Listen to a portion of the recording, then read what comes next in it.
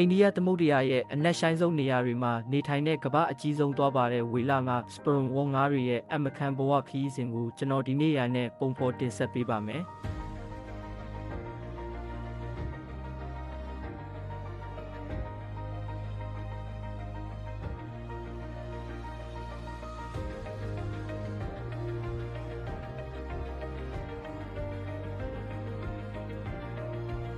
ဒီတရဝါကြီးတွေမှာကမ္ဘာသမိုင်းမှာမှတ်တမ်းတင်သမျှအကြီးဆုံးအုံနောက်ရှိပါတယ်။လူအုံနောက်ထက်50လောက်ပိုလေးတဲ့9ကီလိုဂရမ်အထိရှိတာပေါ့။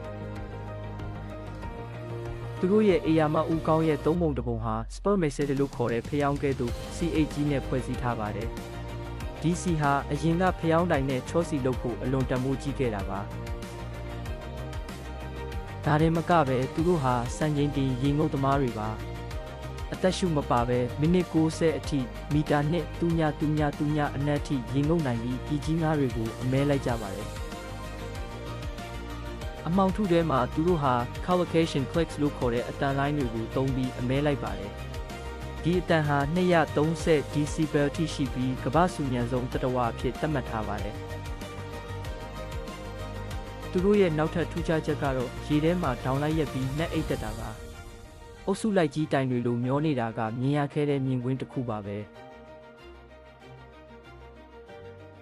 သူတို့ဟာမိခင်ဦးဆောင်တဲ့ matriarchal path လို့ခေါ်တဲ့အုပ်စုဖွဲ့နေထိုင်ကြပါတယ် cadets လို့ခေါ်တဲ့အတန်ပုံစံလေးတွေနဲ့အချင်းချင်းဆက်သွယ်ကြတာပါအထီးတွေကတော့အသက်ကြီးလာရင်တကောင်နဲ့ခွဲထွက်သွားတတ်ပါတယ်တစ်ချိန်ကစီအတွက်အမဲလိုက်ခံခဲ့ရတယ်လို့အခုခါမှလည်းငါးဖမ်းပိုက်တွေမှာညှိတွေ့တာပလတ်စတစ်ညဉ့်ညမ်းမှုတွေကြောင့်အန္တရာယ်ရှိမျိုးစိတ်အဖြစ်သတ်မှတ်ခံထားရပါတယ်။ North Fisheries ရဲ့သုတေသနတွေနဲ့ကာကွယ်စောင့်ရှောက်မှုတွေကြောင့်သူတို့ရဲ့အရေးအတွက်ဟာပြန်လည်တိုးပွားလာဖို့မျှော်လင့်ချက်ရှိနေပါတယ်ခင်ဗျာ။အလှပတယ်မကပဲသမုဒ္ဒရာရဲ့လှုပ်ဝက်ချက်တွေကိုတည်ဆောင်လာတဲ့ sperm ဘောငါးတွေကြောင့်တင်ရောဘယ်လိုထင်လဲဟင်ကျွန်တော်နဲ့အတူသိပ္ပံဗဟုသုတတွေဆက်လက်လေ့လာဖို့ follow လုပ်ထားဦးနော်။